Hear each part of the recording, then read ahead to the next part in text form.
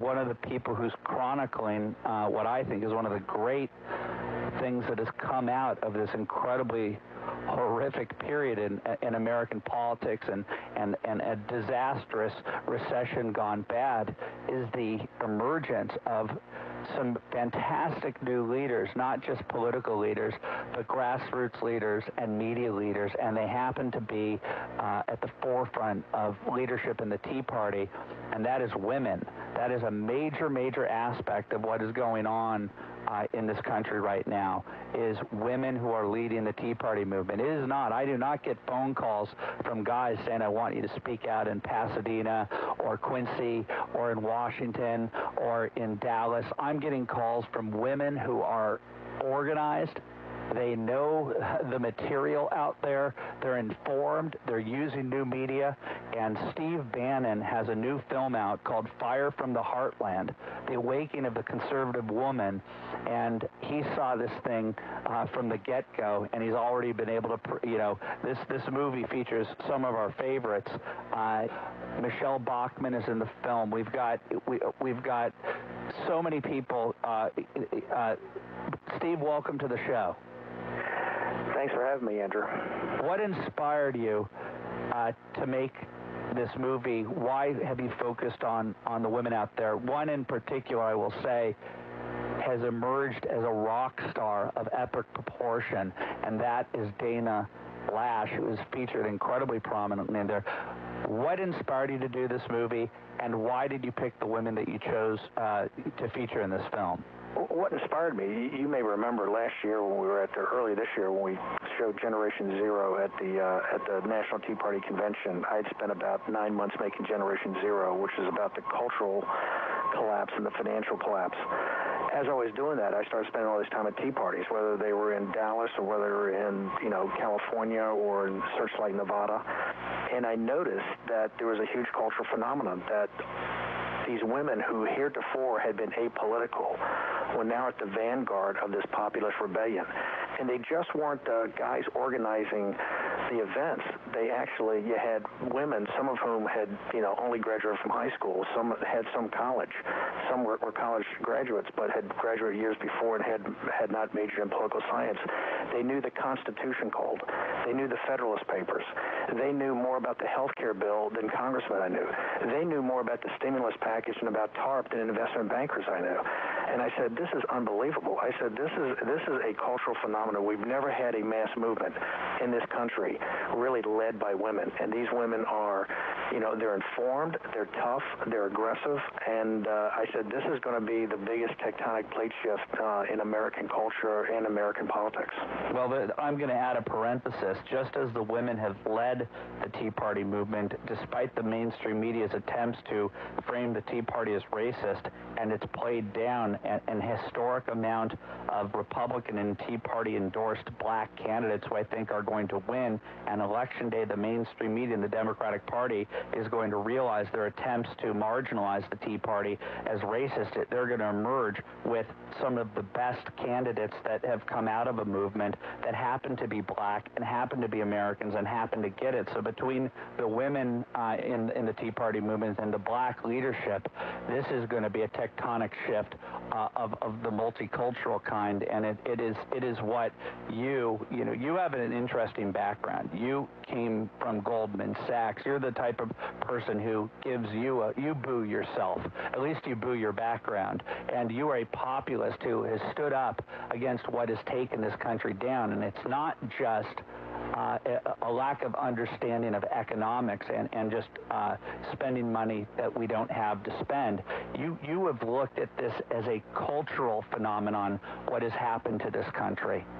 The elites, it's the financial elites on Wall Street and the political class, both Republican and Democrat, that have taken care of themselves and abandoned the working man and woman in this country in the middle class. And that's what I try to chronicle in these films.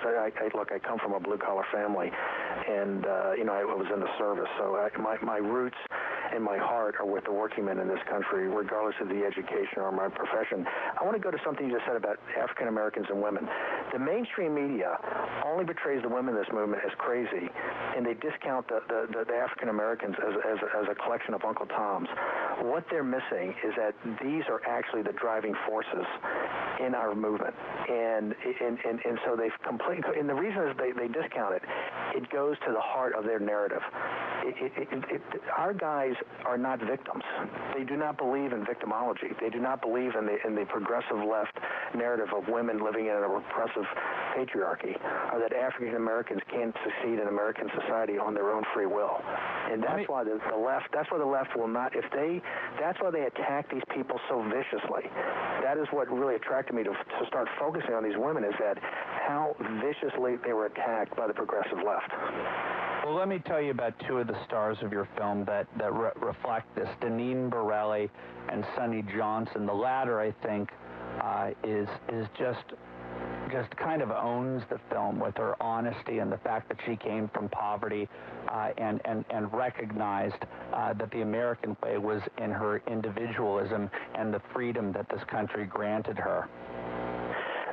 Sonny Johnson, I'm from Richmond, Virginia, and Sonny comes from the probably one of the toughest projects in Richmond is from Hull Street.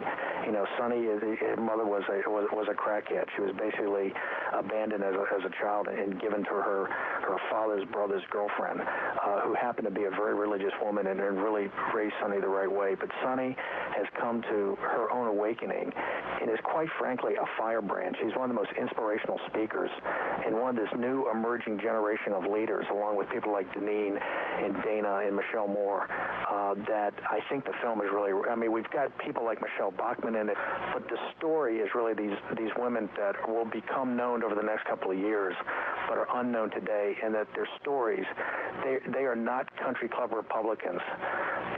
These women do not have 5 handicaps. Right? Well, let me tell you something about this.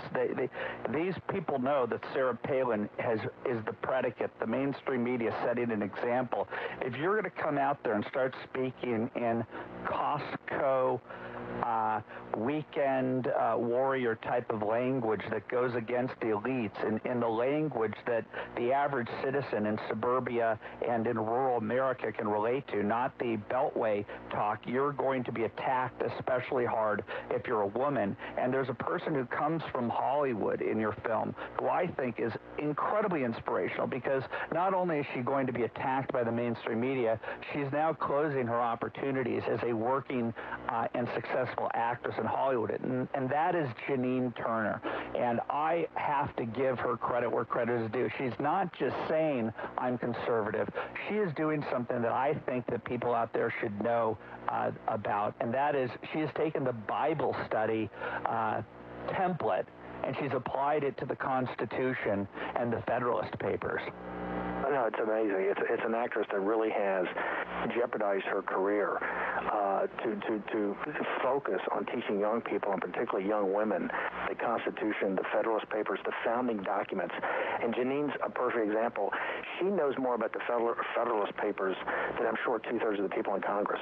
I mean, and it's self-taught. It's just getting down into the documents and grinding it through. And that's one of the reasons I want her in the film, because here's a working professional that has really given up. I mean, many of these people's lives have changed as they've gotten involved in this awakening or involved in the Tea Party movement. But many of them have left, quite frankly, professional careers or had their careers kind of damaged because of their involvement. But that's why I say these people are true patriots. Janine Turner is someone, a great example, who puts her country above herself. And I consider that a patriot, and I think she's a tremendous inspiration, and that's why she does such a fantastic job. But just to remind people, everybody knows her from Northern Exposure, and she was in the Stallone movie Cliffhanger.